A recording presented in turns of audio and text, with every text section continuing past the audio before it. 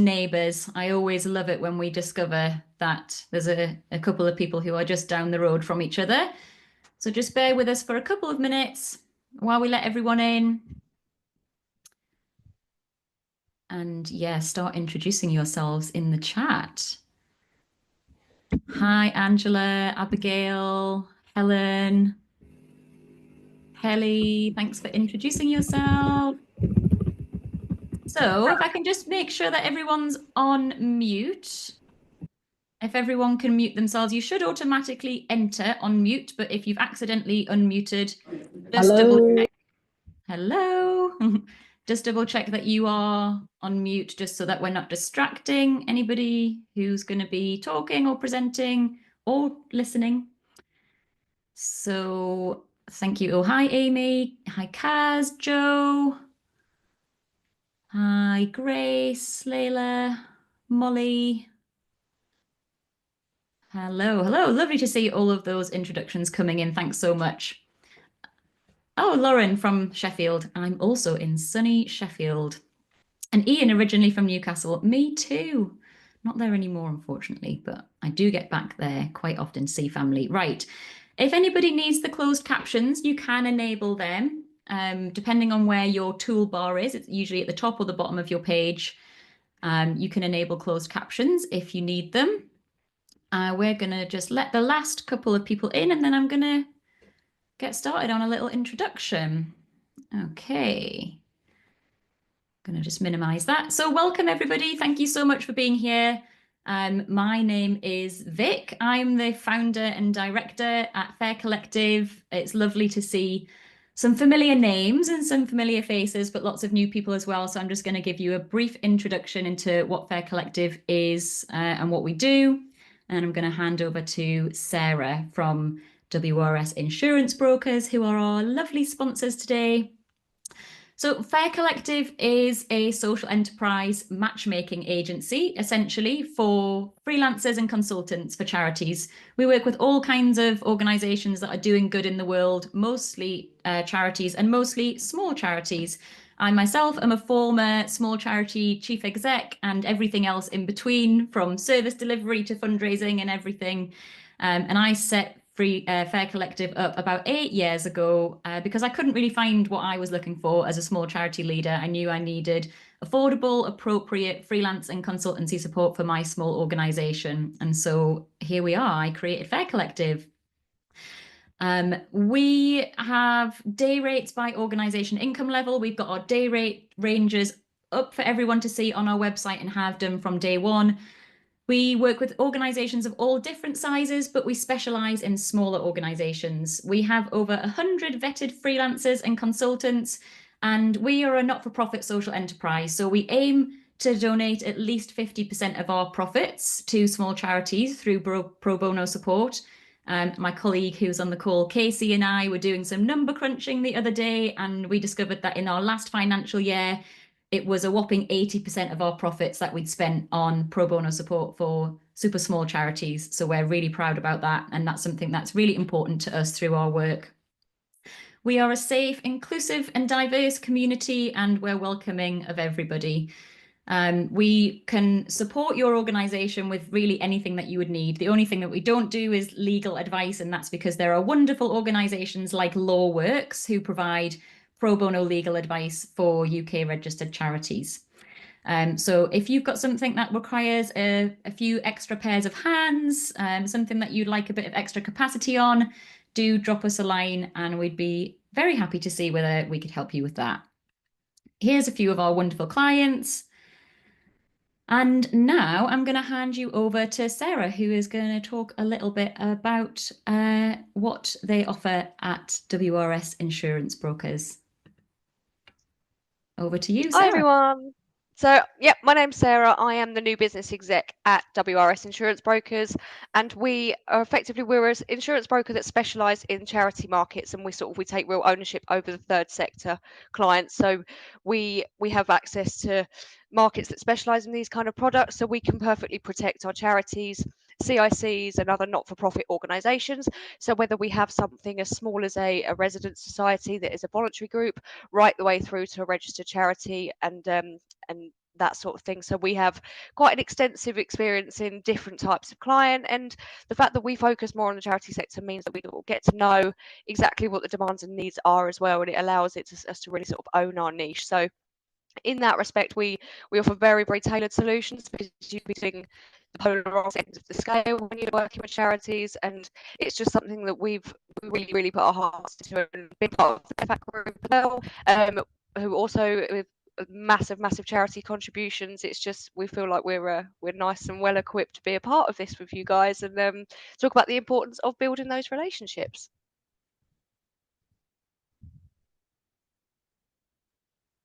Thanks, Sarah.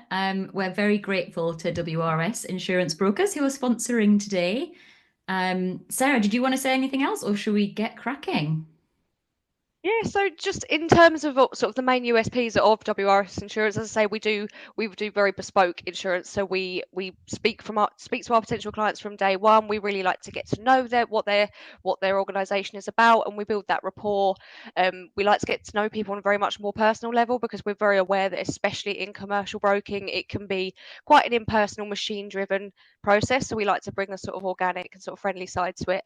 And we're a family-based group of businesses with sort of charity experience of over 40 years, which puts us in quite a unique position that we've come together in different areas.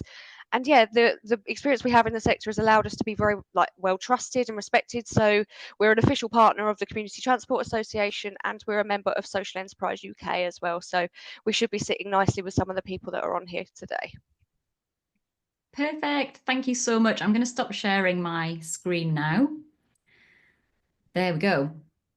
Thank you so much. So, without further ado, I'm going to hand over to our host for today, Andy King. Thanks, Vic. Hi, everyone. It's lovely to see so many of you in the chat. Some familiar faces, some new faces. Always great to be with you. The goal of today's session is to teach you how to build partnerships from a blank page. And I understand that all of your blank pages look slightly different. Some of you have like a pristine sheet of white paper. Your charity's never attempted corporate partnerships before. Some of you have a sheet of paper with a couple of scribbled down notes and ideas, and some of you have like a piece of paper that's been crumpled and torn and then flattened back out because you tried partnerships a few years ago, hated it, and now you're here to see if you should try it again. And hopefully this session will have something for everyone. The way that we are going to do the session is an interview format. I'm going to ask Sarah to come and kind of be the face of the audience, ask the questions that are very likely on your mind, but we'd love you to be using the chat box to ask questions of clarifications, bits that are particularly on your mind. We'll be talking through a couple of different examples, what you can look like, but this session is for you to get the most of by asking questions. We'll be dynamic, we'll be responsive, we'll tailor it to what you need. But in the meantime, we do have some questions that we'll run through. The session is being recorded. There's an AI note taker somewhere hidden in. You'll get a summary of the conversation. You'll be able to access the recording. So don't worry about furiously taking notes. You can kind of get that caught up. But with all of that said, Sarah, I'll hand over to you to ask the first question, if that's cool. Yeah, so I think the main thing that I think is going to be on a lot of people's minds is why really should small charities go for corporate partnerships? So what would be the main reasons and drivers for it? Yeah, it's a great question. And as you ask kind of why should small charities go for corporate partnerships, like the first answer that's going to be coming to everyone's mind in this chat is like money, duh. And they'll like look at a corporate partnerships like they're a character in Looney Tunes, and their like eyes will pop out with a couple of dollar signs attached. And that's kind of the driving why. But I do want to say that when we give a why corporate partnerships and like money, duh, is our first and only answer, you can actually be cutting yourself quite short. Not just in terms of reducing your conversion rates, because companies don't really want to be treated as big bank accounts, but you can also be leaving quite a lot of value on the table. Like, you should work with us because we need money is probably one of the least compelling cases for support you've ever seen. We've probably all in this room been to like an art gallery or a museum that has had a poster somewhere in the art gallery or museum that's been like, by the way, we're a charity, with like a tap to donate pad below it. And that's the entire reason that you should give to them. By the way, we're a charity. And I don't know about you, but I've never seen anyone tap to donate on those. By the way, we're a charity. You should donate to us. Pieces. And this kind of comes to something fundamental. Why should charities go for corporate partnerships? We want corporate partnerships to fund our solutions. We know what we do is really cool, but it's really worth noting that companies want partnerships to solve charity problems. And so if you think, why should I have corporate partnerships? Money is your answer. I'd love you to ask yourself, why do we want money? What is the problem in the world that having money helps us solve? When I say what problem does money help us solve? My bank balance is not the answer. I'm looking for like student mental health is in decline, or women in Uganda don't feel safe, to use two examples of charities that I know are in the chat box. And so, why should charities go for corporate partnerships? Companies can kind of often help you solve the problem that your charity exists to solve. And so, a way of kind of coming up with a corporate partnerships mission statement is to ask yourself, what is the problem that our charity is here to solve? Really importantly, not what is the solution we're here to provide, simply what is the problem that we're here to solve, and to start building partnerships based off, we want partnerships to solve this problem. Does that make sense? Makes total sense. That's fantastic. Nice. So kind of exercise one that people might want to take away, I'm saying this loudly so that the AI note taker bookmarks it, is build a problem statement and work out what that problem statement is. Sarah. Yeah, so I'm just going to take a question out of the chat if everyone's happy with that. So we've been asked, how do you get from having a relationship with a corporate to making an ask? So being good at relationships and having that existing sort of bond with someone, but not really knowing how to take the next step. That is a great question. We will come in a little bit to how to go from a name on a sheet to a conversation. But if you're kind of skipping ahead to like, I know I'm already speaking to companies, how do I understand how to make an ask? There are 3 questions I want you to ask yourself. One, is the decision maker emotionally invested? Do they see that by working with our charity, they'll be making a positive change? 2, is the decision maker commercially invested? Do they see that working with our charity will be good for their business? 3, is the decision maker does the decision maker believe in our cause? Do they trust us?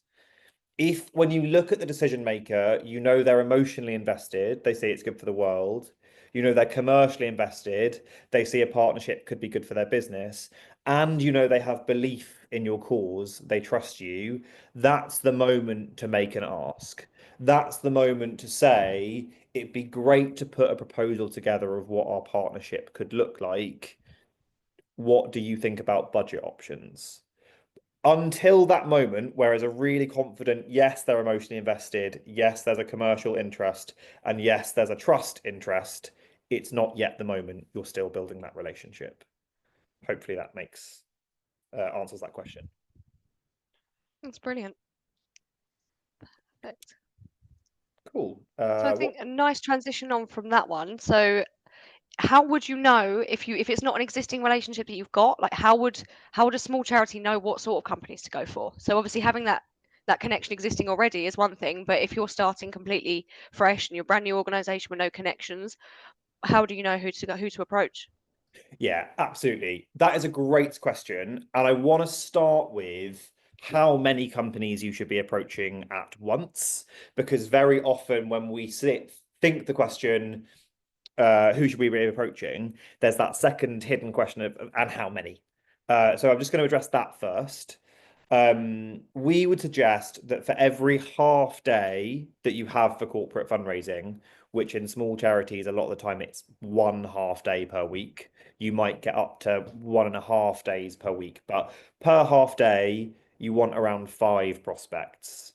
So let's say you as a charity can give a day a week to corporate fundraising, you're probably looking at 10 prospects, which makes the question you've just asked, how do we know which companies to go for, really important, because how do you pick that 10, particularly when you don't have a warm lead to begin with?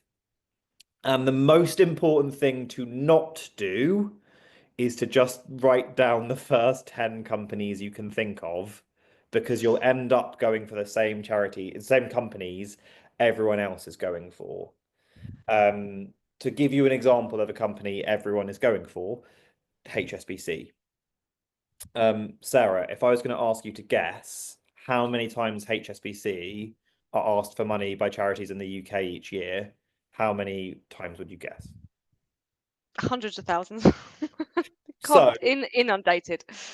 inundated is definitely it. It is 10,000 times a year, which is 4.3 times an hour, every hour. While we are together on this webinar, HSBC will be asked for money 4.3 times. Sarah, if you had to guess how many times they say yes a year, how many times would you guess? Not as many as that. No, 5 on average. Wow. And so by going for HSBC, you are giving yourself odds of 5 in 10,000. Particularly as a smaller charity, going for these household name companies can be a bit of a trap.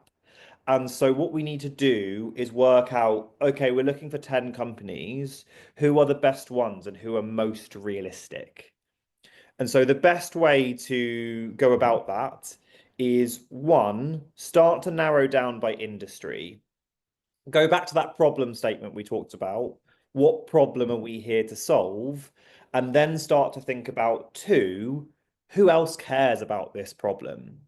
For example, if you're a hospice charity, you might have the problem of people wanting to die at home, but they can't, or people wanting to die with dignity. Immediately, the fact that the problem is that people don't get to die at home brings in who else cares about a sense of home and a sense of security. It brings in real estate, it brings in construction, it brings in finance. And you want to kind of identify those industries. At that point, you can start to think about, who do we know in these industries? And that is one of the most important questions. Who do we know? There are lots of questions about corporate databases, about kind of giving directories. And the reason that I would advise against those databases and directories is because for a small charity, who you know is so crucial, and you're not going to find who you know in that database and directory. You're going to find that out in your database or in conversation with your trustees and volunteers. The problem is, when I ask you a question, who do you know who works at a company? That question is so big that your mind immediately goes blank. But you don't need to ask that big question, who do you know who works in a company? You need to know who works in those industries that we've already identified. You've got your problem statement and you've got the industries that share that problem. So now you just need to look at, okay, we've said we're a hospice, we care about people dying at home, and it's real estate, construction, and finance. So then the question is, who do we know in real estate, construction, and finance? And asking that explicit question is much, much easier to answer, and will generally give you a list of companies that you know that if you email, you'll at least get a reply because they know you. Any questions on that? Any way of clarifying that at all? I think that sounds great from my side. I'm just seeing if maybe we have a quick look in the chat, see if anyone has any questions on that section. Great. There was a question here about the first approach from Paula. How should it be the first approach? What type of message should we try to send in the beginning? Paula, to help with that question, what I would love you to spot is if you look at the rest of the chat box and you see how people are interacting, people who live near each other or work in similar causes are chatting. You'll see I'm Ruth, CEO of Headway, Brain Injury Charity. Rosie said, hi, I'm also in Devon. Then they've said, Rosie, oh, we're based nearby. We should grab coffee. Helen has said, wow, I'm in Axminster. What you are seeing in that moment is one of the strongest behavioral science principles in action, which is called similarity bias. We like to hang out with people who are like us. We like to hang out with people who tune into the same kinds of webinars that we do, who live nearby. We like to hang out with people who went to the same school as us. If we went to university and someone did the same degree as you, yum yum, you love that. Similarity bias is so powerful that if you go to a networking event where they're serving red wine and white wine and you look around the room, you will see groups of people mostly drinking red wine or mostly drinking white wine. Because if you don't know anyone there, there's a visual indicator that you have something in common with that person. They drink the same color of wine as you. So your first approach should ideally take advantage of this behavioral science principle of similarity bias, saying, hey, here are 3 things we have in common. We're based in the same area. Your customer base look like the kind of people who support us, and we share a problem. We both care about keeping people safe at home. It'd be great to grab coffee and explore what working together might look like is enough. You don't want to send reams of information about who you are. You don't want to send loads of ideas of what working together could look like. You just want to send, here are 3 things that we have in common. It'd be great to grab coffee. At that point, it's a human to human interaction, and you can have a much more productive way forward than anything else.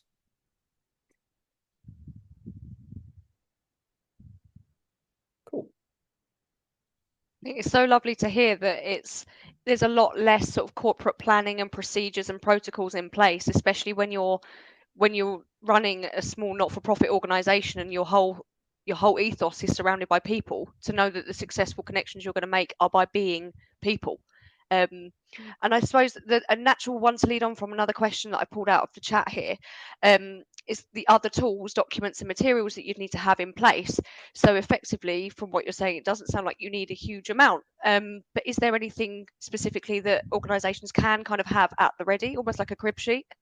Yeah, it's a really good question. And a question that we get a lot is like, what do we need in our corporate strategy? But what tools do we need to have, which is what you've asked.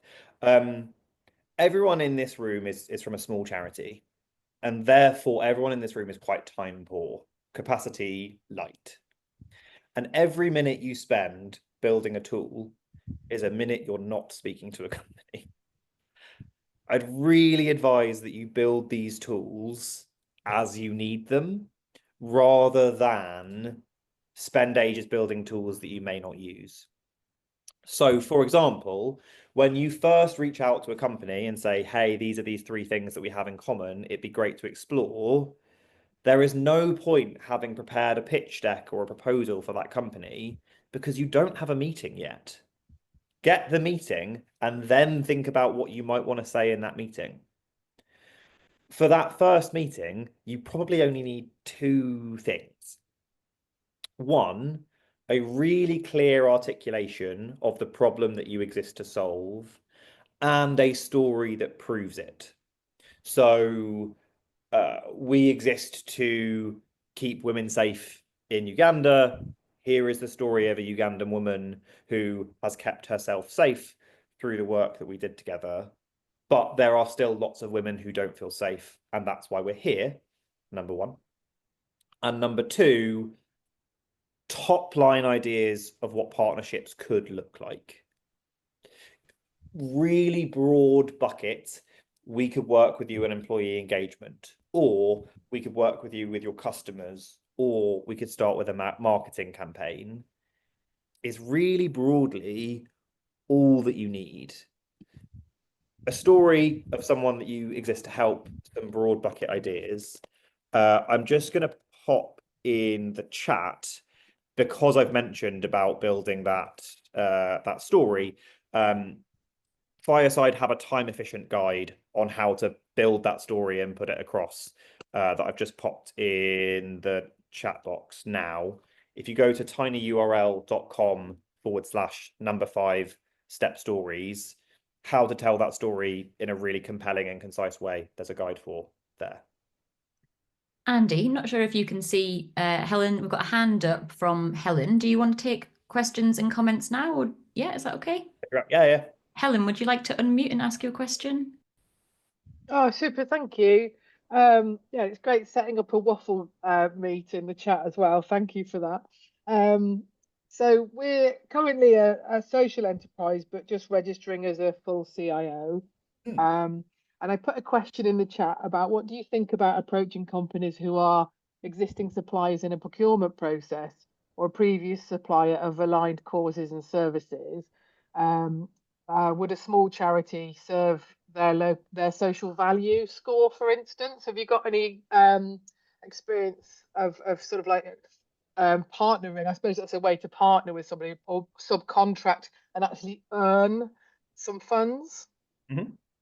How do I feel about going to current suppliers? In one word, yum. Yum, yum, yum, yum, yum. Great, do that. In a more professional answer, yeah, absolutely. It's a really good place to begin, because they have a reason to speak to you about stuff. They already know that they have stuff in common with you, and saying, hey, it's so great that you're helping us achieve our mission by being our website provider. However, the problem that we exist to solve, people aren't eating enough nutrients, I don't know, needs more than that website, and we'd love to look at how we could develop a partnership rather than just a transactional relationship. It'd be great if we could look at employee engagement or customer motivations or anything like that. Yes, definitely. The other thing of suppliers that can be really good, because we've spoken about how important it is that you already know people, looking at who do we know in finance, who do we know in construction, suppliers are a great person to ask for introductions. Hey, supplier, we're looking to work with companies in finance or insurance. If you were me, who would you be speaking to? Oh, you've mentioned the White Wall Company. That's really interesting. Do you happen to know them? Could you make an introduction? So suppliers are delicious from two perspectives. One, as potential partners. Two, as potential introducers. Great. We have a thumb up from Helen. Cool. A question that probably brings us to is what partnerships look like. Obviously, I've mentioned a couple of times having broad brush ideas of what partnerships could look like. And what I really want to emphasize, particularly when for many of us in the room, a huge percentage of our funding is probably coming from trusts and foundations or from statutory funders. They're not the same. They're different. You can't just write to a company and be like, please, can we have some money? And they go, yes. I wish that you could. It happens 1 out of every 100 times, but generally you can't. They need to look like a partnership. They need to look like an activation. And so when we ask what do partnerships look like, I think there's a bit of a hidden question of like, how do we get the money? Which I will answer, I promise. But I just want to go back to that message of companies like to solve problems rather than to fund solutions. So again, going back to what problem are we here to solve will help you start to think about what partnerships might look like. And I'll give you mechanical examples using small charity partnerships that exist out there in the world. Goods for Good are a charity, about a 300k turnover charity that repurpose goods for good. They kind of give out essential items to individuals and families in need. That might be that they give warm winter clothing. It might be that they give out toiletries. And one of their partners is My First Years, a luxury gift company that makes handmade gifts for children. And this partnership focuses on a shared problem of children not having the start or the love that they deserve, and wanting to make sure that every child grows up knowing that they're loved. With that shared, we both want to make sure every child grows up knowing that they're loved. There are two different and really cool ways that their partnership exists. The first is cause-related marketing. There's a range of products that where you buy that product, it gives a cash donation to Goods for Good. By purchasing this gift for your child, you ensure that another child gets a gift or an essential that they need. It's raising money, quite a significant amount of money, but they're also raising awareness of this charity's brand and mission amongst a target audience of parents who might go on to become givers. But the second bit of this partnership that I think is really cool is they also provide warehouse space and logistical support.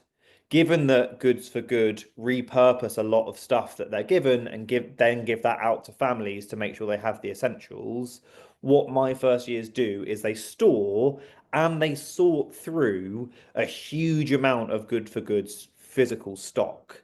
They're removing or recycling donations that aren't up to standard. They're helping to ship the gifts that are good enough.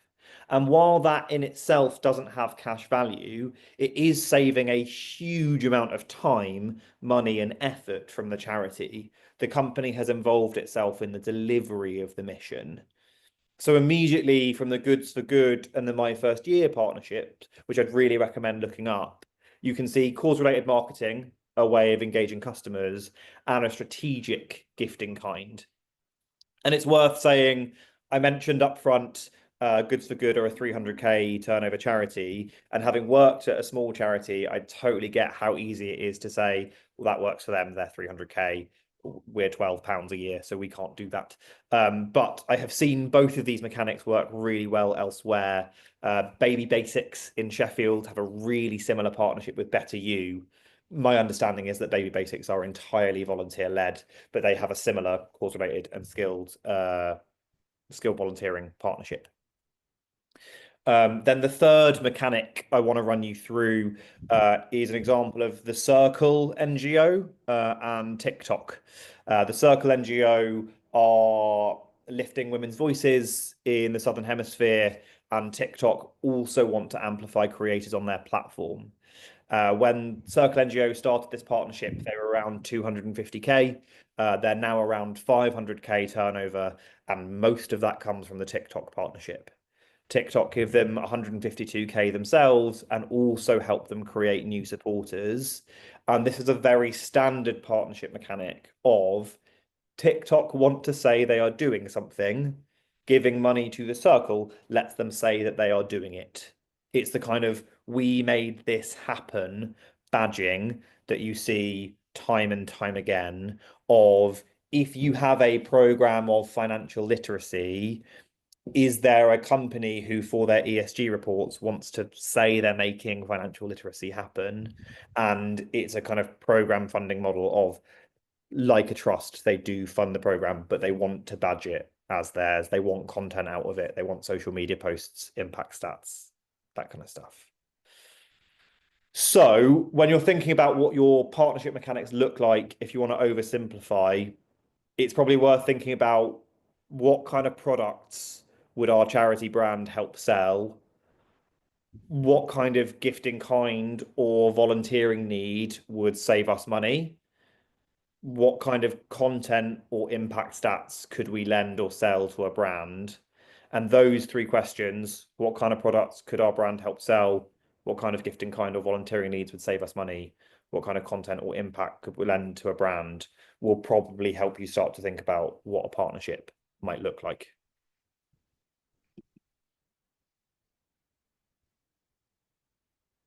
It's really, really interesting. So there's so many different angles, I think, to this, and I think it's so great that there's so many people from different organisations that are still all going to be able to get benefit from sort of the core ethos of what it is that we need to do. I've got a few more questions in the chat, Andy, if you want to take a few more. Great. So we've got how can we better leverage our existing corporate supporters? So people, obviously, they've got the relationship, they've got the support, but to help reach the supporters network, so other companies and their peers, clients, customers, and employees. Yeah, this is a really good question because it comes to a fear of not wanting to appear ungrateful. You don't want to ask for more and appear like you don't value what they're already doing, but also you need more. So I hope that's where this question is coming from. And if it's not where this question is coming from, please tell me, because I'm going to answer that. How do you ask for more without appearing ungrateful? And if that's not your question, please clarify. But how do you ask for more without appearing ungrateful is a great question. And I was recently helping Emma, who's in the chat from Awamu, answer this with one of their corporate partners. And the way that you do this is you say, our partnership is amazing, and working together, we have this kind of impact. I want to talk to you about Mark, who's one of our service users that you've helped. Because of people like you, we were able to help Mark, and that's great. We're so grateful. But then it's really important for you to lean into some vulnerability and say, but we're not helping everyone like Mark. Here is the gap that we are not yet able to solve. Here are the people that we're turning away. We know fundamentally as a charity that we're not doing enough. We are so grateful for your support, but we know that as an organization, we need to do more. And when we're looking at how to do more, we're coming to you to see, is there anything else we can do together? In particular, given that we know you care about this, would you be willing to consider X? And X might be, could we do something with your customers? X might be, could you introduce us to your customers, your client base? X might be, could you introduce us to your senior management team as potential major donors? But it's that we're really grateful for what you're doing. Here's an impact story of what you're doing, but it's not enough. We know that as a charity, we're letting people down and we don't want to. Can you help us change that? One of the best examples of this comes from Childline, one of the most successful fundraising campaigns of all time in terms of engagement was when Childline publicly admitted that for every 3 children that call them, they only answer one of those children. So for every 3 children calling them to report abuse and ask for help, they were letting 2 of those children down. And that absolute horror that you are feeling right now is the horror that their donors felt. And rather than thinking, wow, your organization isn't well run, they thought, blimey, what can I do to help? So you're amazing. You're helping us answer one of the 3 phone calls. However, 2 of them are going unanswered. We need more help. We thought we'd come to you. Can you help us with a specific thing? Is a great way of asking for more. Does that answer the question? That's such an emotive answer. I mean, it's just it's feeding into the organization exactly how amazing that they've been and their support has been, and hoping that, well, ideally in that sort of sense, they're going to see that they can actually do more by giving you access rather than more money. So yeah, I think that's really, really useful approach. Great. So I've got another one. So I've got, so how are corporate organisations in the UK feeling about the executive orders and working with organisations who focused on protected characteristics? So I'm just going to summarize what I heard from that. And if you can tell me if you think it's the same thing. Do you mean by that, is Donald Trump killing EDI partnerships in the UK? Is that what you hear in that question too? I heard that. Great. Sorry for oversimplifying quite a delicately phrased question. If that is not what you meant, again, please clarify. But is Donald Trump killing EDI partnerships, diversity metrics? Sort of. Not for everyone, but yes. It is really interesting to look at global companies. It is impacting companies who have a significant presence in America much, much more. If you look at the biggest law firms, for example, a number of the biggest law firms are removing EDI, DEI, EDIB, whatever your acronym of choice is, from their policies. But also, lots of them aren't. So there isn't a blanket rule, but it is impacting them. And where a lot of people are going is, for lack of a better phrase, sneaky EDI. So EDI by a different name. Social mobility has not been tarred with the brush that equality, diversity, and inclusion has, even though they're kind of the same thing. And so talking about social mobility really helps, or talking about fairness really helps. Talking about different thought patterns and critical analysis from different perspectives. If you are working with smaller, mostly UK-based companies, honestly, I wouldn't worry about it. And that is where I would be focusing a lot of my attention. If you're working with bigger American-leaning companies, I would be doing sneaky EDI, changing the phrasings. A trick for that is the part of your brain that processes fairness is the part of your brain that processes stomach pain. And so when you feel that something is unfair, you have a bodily reaction. If any of you in the chat are parents, which I'm going to assume just based on it being a fundraising conversation, a lot of you are. If you have seen how much your children kick off when one of them gets a snack and one of them doesn't, they're not just kicking off, they have a body-based reaction. The unfairness has created genuine pain for them. And so emphasizing the unfairness gets you out of the EDI conversation and into a really emotionally charged, nerve-ending based reaction that's going to help you keep that going without dealing with the man in orange. Does that answer that question, Sarah? I think so. I think it's great, and we've got a lot of comments in here. People saying they like the tone of how you answer stuff. So the honesty and the relatability is going down well, Andy. We're liking it this afternoon. I'm And in glad to hear terms it. of talking sort of about sort of the much larger scale type of things, sort of especially with corporatism and the side of it in America and how everything's so much bigger.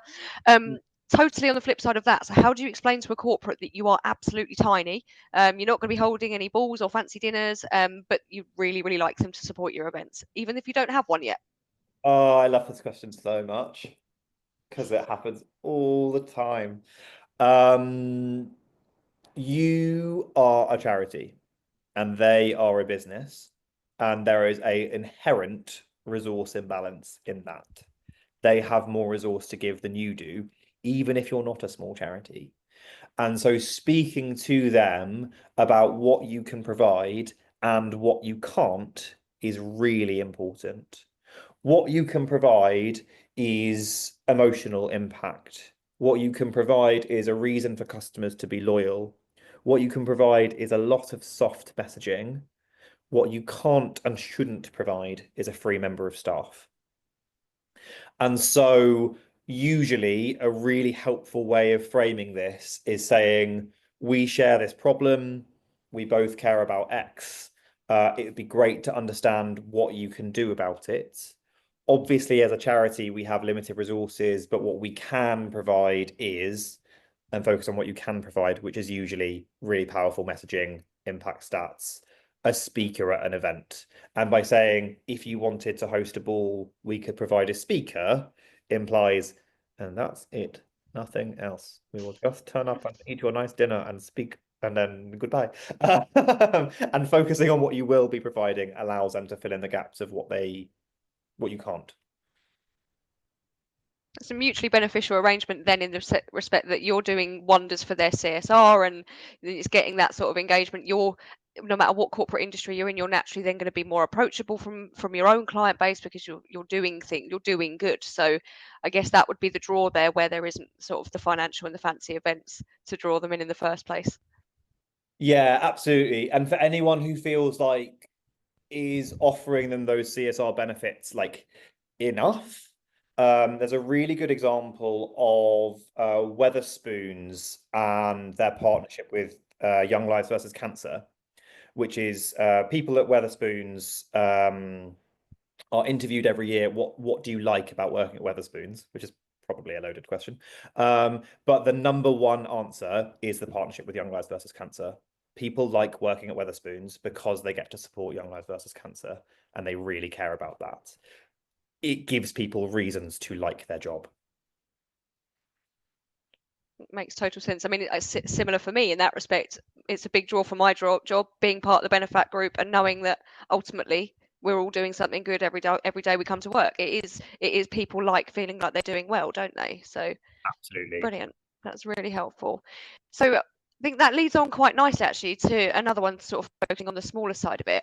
And we have a question saying, our charity only focuses on supporting people in the local area. Is it worth reaching out to national corporations?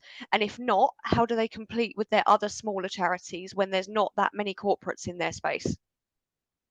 Yeah, that's a really good question. And the answer is it depends.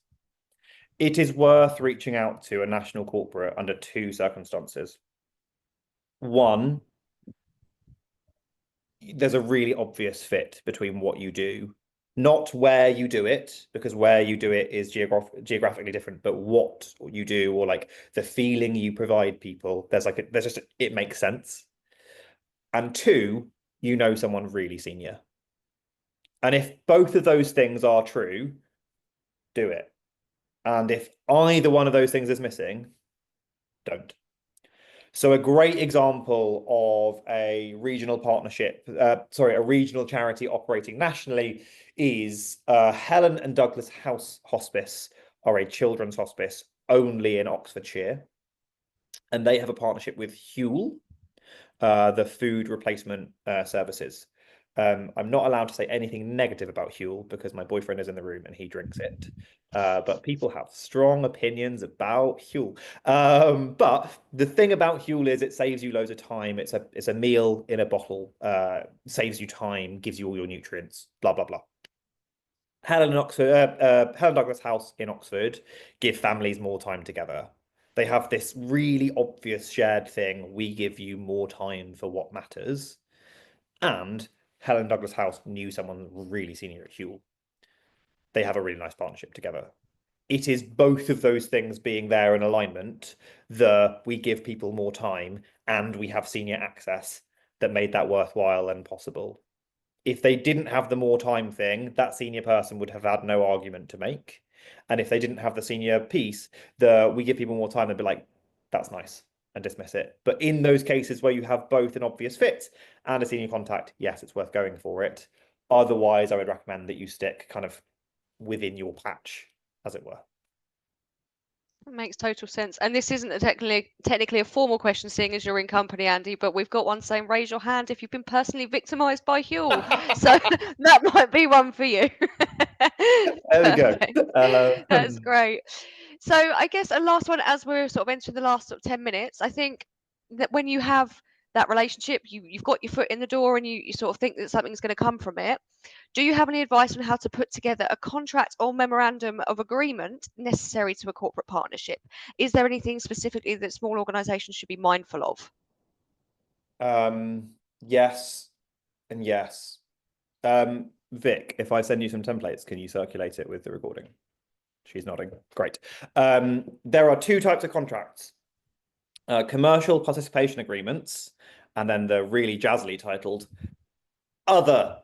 Commercial participation agreements, if they are selling something with your logo on it, if they are explicitly trading on your partnership, e.g., if you buy this can of Diet Coke, we promise we'll give some money to the White Wall charity, that's commercial participation because they are commercially participating in raising money for you.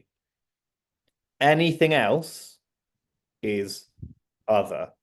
Them doing employee fundraising, other. Them doing a bake sale, other. Them investing in your program so that you can deliver it and they can talk about it, other. Them selling something on your behalf, commercial participation agreement. Those are the two templates that you need You could ask a law firm to help you with it, and they'll charge you like £5 for something that is really simple. Or I can send Vic some templates, and she can circulate them to everyone after this call. Perfect. Okay, so I'm just seeing if there's any other questions that we've got left to go through, but otherwise, let me have a little look. Yes, so Andy, you mentioned earlier about staying away from directories. So it ties in with a question that we had saying, is there a portal or platform where people can locate corporate partners, or would that be a not yum from you? That would be a not yum. Yeah. With the audience base of this call being smaller charities, I would just steer clear of people who you know are going to answer your emails from who you know. You're creating a world of pain by trying to go for the same opportunities that everyone else is trying to go for. The times that it would be worth going for a portal or a directory is if you're a household name charity. And if you are a household name charity, you are 52 minutes into a call that was not designed for you. So please leave. No, I'm joking. But there are Cancer Research UK might get a lot of benefit from a directory. A Ealing based mental health charity is much less likely to get value from that because it's just a competitive opportunity. You are much better off. What's our problem that we exist to solve? Which industries share that problem? Who do we know in that industry, even if they're junior staff members? Who you know is so much more valuable because cold approaches for small charities in hard economic times, which we are and are in, I just don't want you to hate your life. I hope that's an okay thing to say. I think that's a fair thing to say. It's not something we'd want for anyone, is it? So, okay, so I think we've probably got time for one more, Andy, if that's good with you. Perfect. So, how do you negotiate how much a corporate partnership is worth? Yeah, this is a really good question. My favorite answer in a sentence is ChatGPT is really good at this now. AI can really help you with pricing partnerships. In a pinch, putting in details of the partnership, we are working with a luxury pudding company. They are aiming to sell 25,000 units at this price point. What is fair to ask for? It's really quite good at doing that.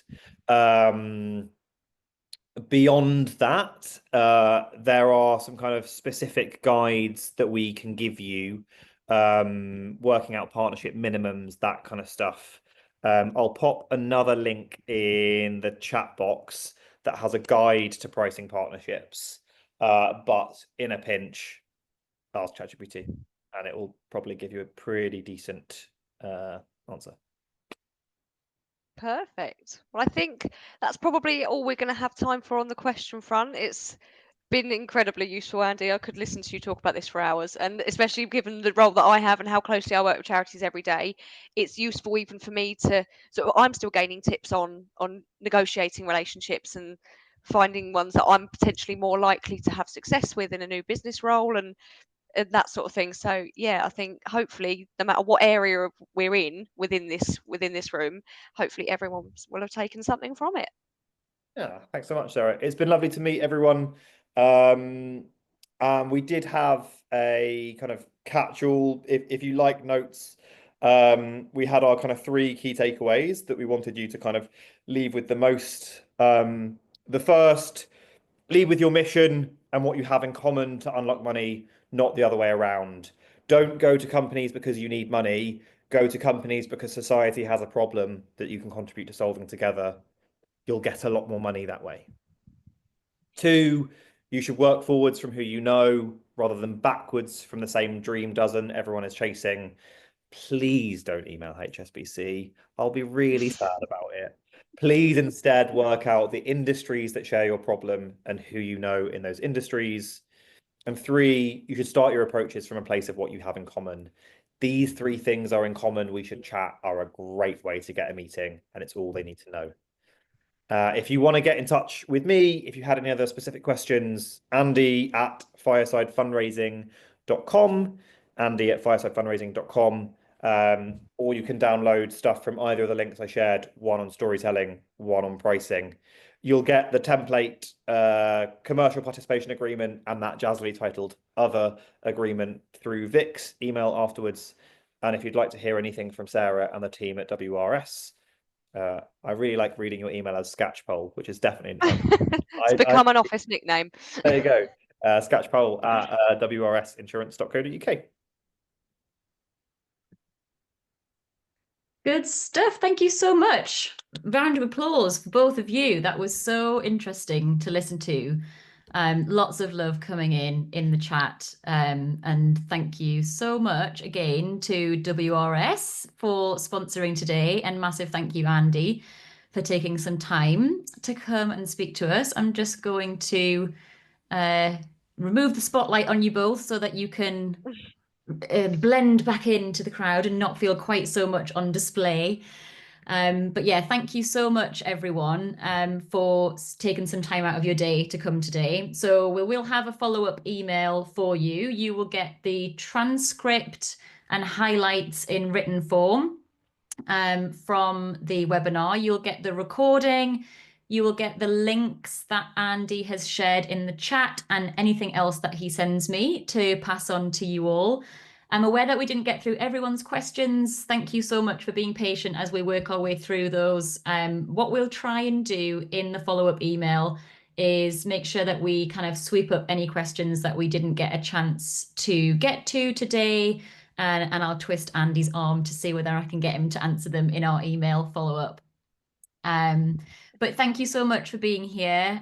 Really grateful for you taking time out. We do these webinars once a month-ish. We've got a couple coming up that look to be really great. We've got one about email marketing for small charities, and we've got one coming up Christmas in June. I know it's terrible that I've mentioned that word in April, but if you are planning a big Christmas campaign or a Christmas appeal and this year is going to be your year, then check that out on Eventbrite and look out for our emails on that. And look at that, we're a couple of minutes early. So just to end on a high by giving you 2 minutes back of your day at the end of what day of the week is it? Tuesday. It's school Easter holidays here, so I'm somewhat losing track of the days and hours. But yeah, just a final thank you, Andy and Sarah. Thank you so much. And poor Yasmin, who's on the call as well from WRS, who's a bit poorly, but has powered through and been here today. Massively appreciate it. And thank you all for coming. Thank you for having us, Vic. It's been great fun. Thank you, Sarah. And thanks, Andy. Thanks, guys. Thanks, Yeah. bye. Bye. Take care, everyone.